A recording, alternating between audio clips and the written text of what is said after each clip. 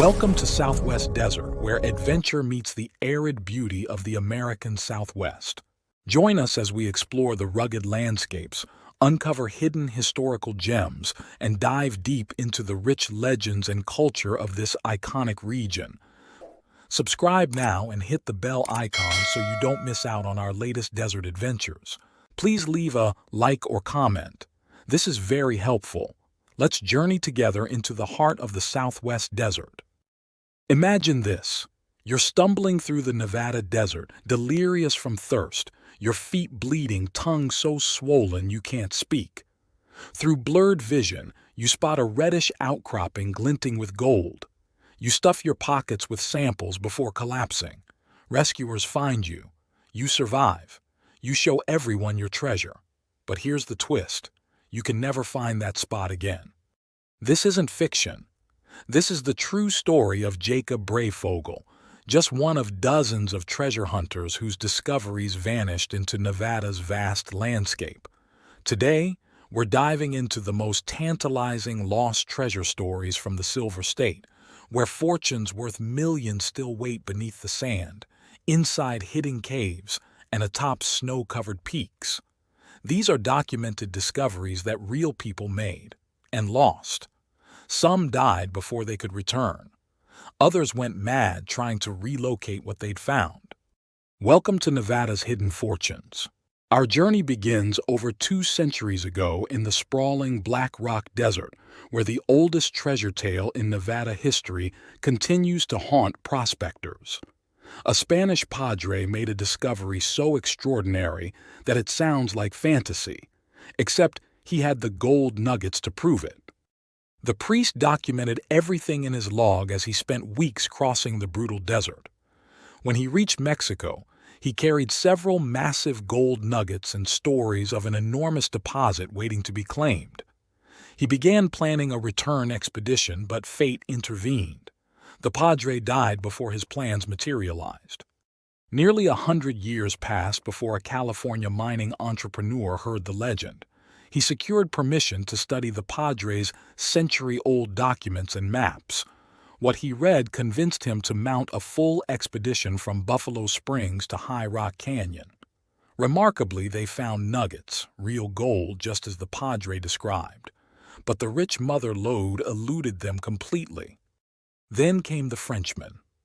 Caught in a desert storm, he took refuge in a cave.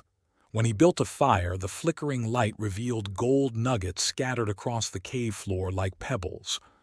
Exploring deeper, he discovered a second chamber. The entire floor was paved with gold. He carefully noted landmarks, loaded a sack with nuggets, and headed home. He drew detailed maps for his return. But like the padre, illness struck him down before he could go back. His friends spent months following his maps, searching every cave in the region. They found nothing. Today, both the padre's legendary deposit and the Frenchman's gleaming cave remain hidden in the Black Rock Desert, waiting for someone with better luck. Travel south to Genoa, Nevada's first pioneer settlement, and you'll hear locals talk about a lost fortune involving a stagecoach robbery, $18,000 in gold coins, and the most frustrating clue imaginable, a pine tree. In 1860, a stagecoach carrying $20,000 in gold eagles for Comstock payrolls was ambushed by 2 masked bandits. The robbers and the gold vanished completely. 20 years later, something extraordinary happened. In a Montana prison, a dying inmate confessed that he and his partner had been those bandits. They could only carry $2,000 worth of coins. The remaining $18,000, 9/10 of the haul, they buried at the base of a large pine tree in Genoa. They never made it back. Residents from Carson City and Genoa descended with picks and shovels, digging up the terrain for miles. Nothing. Then, in 1882, a catastrophic avalanche reshaped the entire landscape, destroying trees and obliterating landmarks.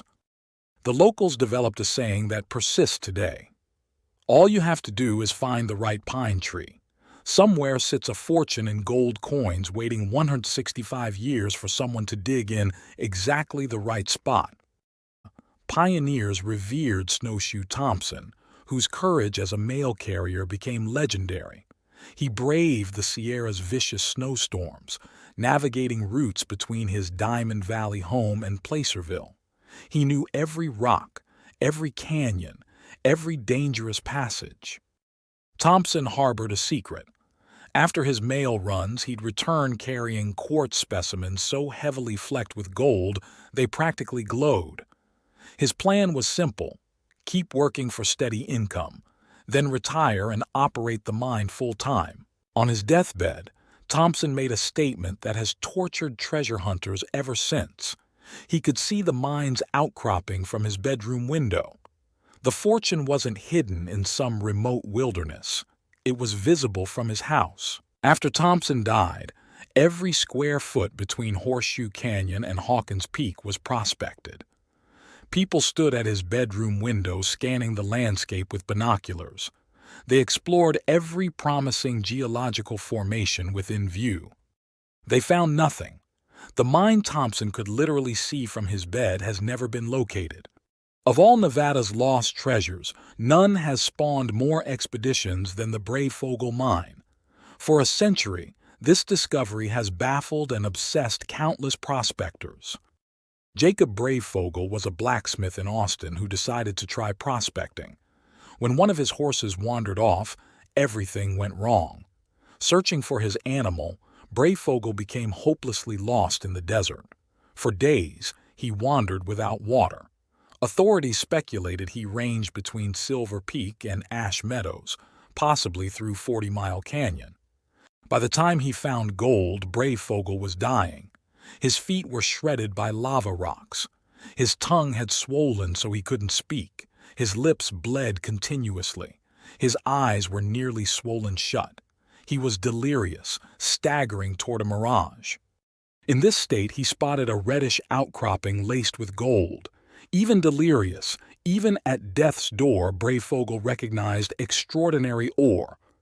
With superhuman effort, he drew his pick and filled his pockets before collapsing. Indians rescued him. After recovering, Breyfogle exhibited his ore samples in Austin. The reaction was instantaneous, a stampede of treasure seekers that continues today. Here's the cruel irony. Breyfogle led multiple expeditions back into those hills, desperately trying to retrace his path. He never found it. The man who discovered one of the richest ore bodies in the American West couldn't locate it again. Somewhere in that vast desert lies an outcropping of reddish, gold-laced ore that could make someone fantastically wealthy if they can retrace the rambling steps of a dying, delirious blacksmith. Near Tonopah, a peculiar mountain rises with a 3,000-foot sheer bluff. For years, two veteran prospectors passed this mountain, both convinced it held mineral deposits. In 1890, they investigated. Reaching the summit, they descended the sheer face about 500 feet to a narrow overhang. Just yards above, they found a rich gold vein. These weren't amateurs. They built a cabin on top of the bluff with a rock fireplace, stocked it with groceries, and began working the ore. But winter arrived quickly. Then disaster struck. During a howling blizzard, both men apparently stepped outside. A gigantic snowslide swept them away, carrying their bodies 2,500 feet down the mountain. They weren't discovered until months later, by which time wind and snow had destroyed every trace of the trail to the cabin. Since then, numerous treasure hunters have attempted to reach the site. Every single one has failed. The cabin sits somewhere on that bluff like a ghost. Find it, and you'll discover not only a rich gold vein but whatever ore the two prospectors had already mined and stored inside. Our final tale takes us to Churchill County, where in 1880, Henry Knight was sinking a shaft 50 feet deep when his pick broke through into a natural cave. According to his account, the entire interior was lined with gold.